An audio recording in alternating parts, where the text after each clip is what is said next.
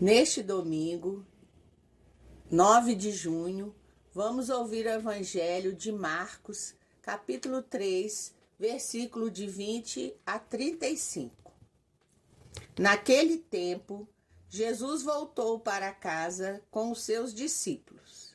E de novo se reuniu tanta gente que eles nem sequer podiam comer. Quando souberam disso, os parentes de Jesus saíram para agarrá-lo, porque diziam que estava fora de si.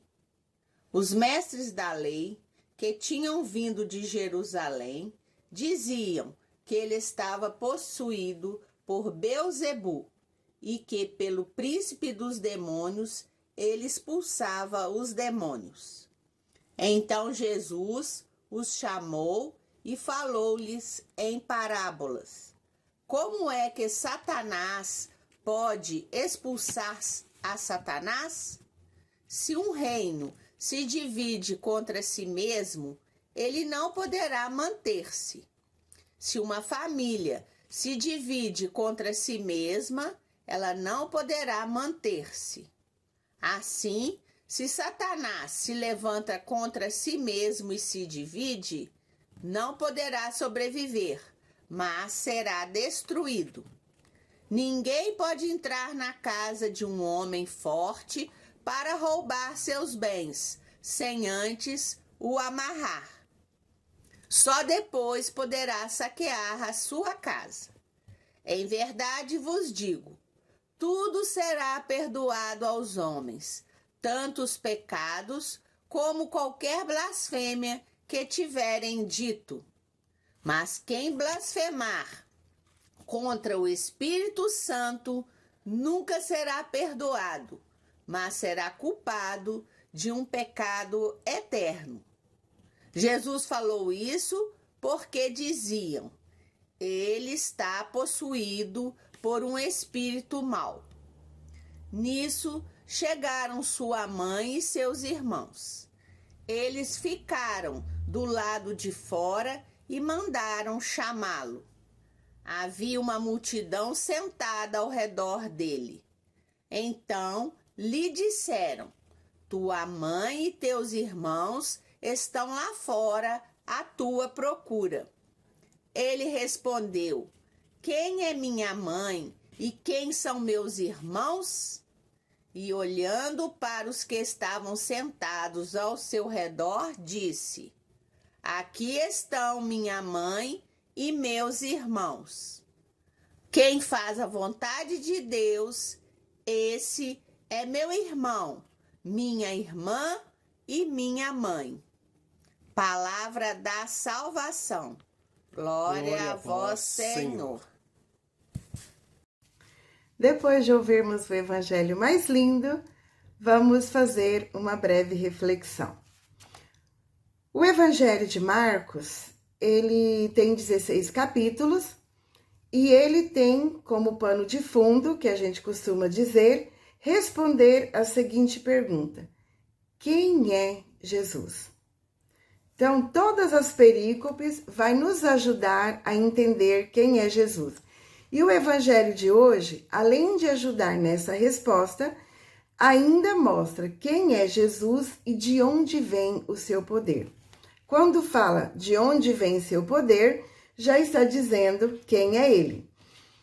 E o evangelho de hoje, como nós acabamos de ouvir, nós temos Jesus que tenta voltar para sua casa para descansar, a multidão que acompanha, não dá sossego, e as autoridades que estão fazendo fofocas a respeito de Jesus.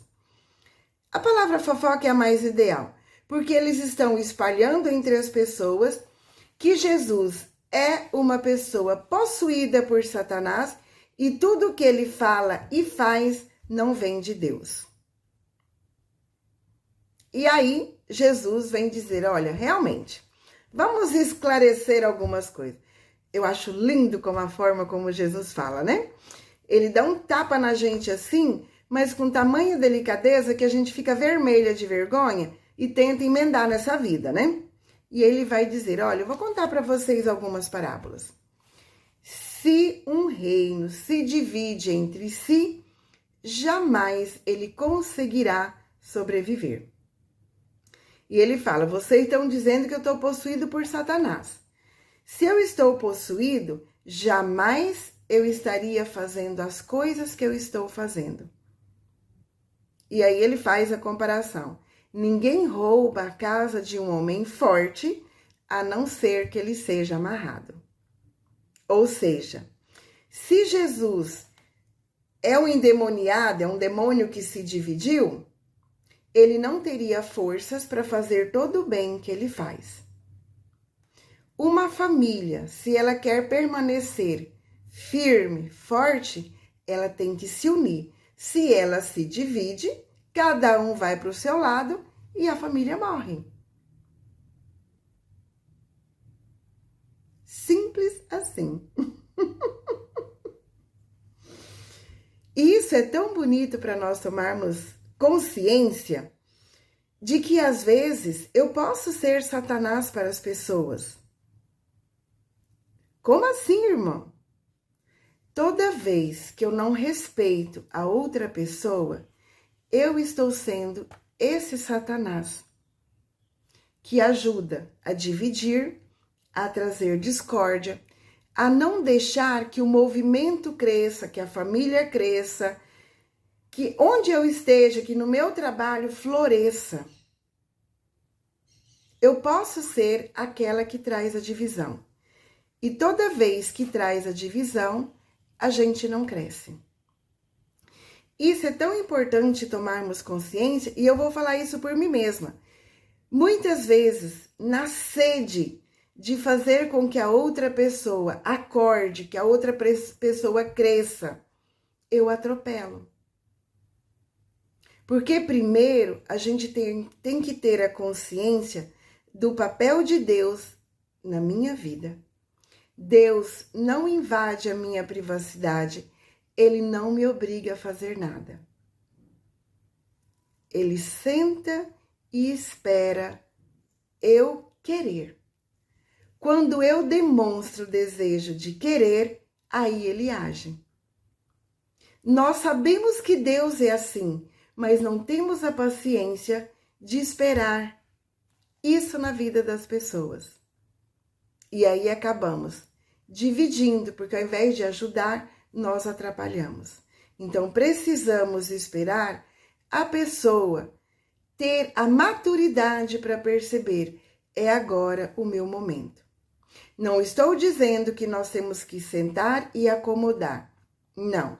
Vamos fazendo aos poucos para ajudar a pessoa, assim como Jesus fez. E olha como é bonita a conclusão desse evangelho. A família de Jesus está muito preocupada com ele. E aí a gente pode entender que a família está preocupada porque não quer passar vergonha, ou a família está preocupada com a dignidade da pessoa. Eu vou pela segunda via.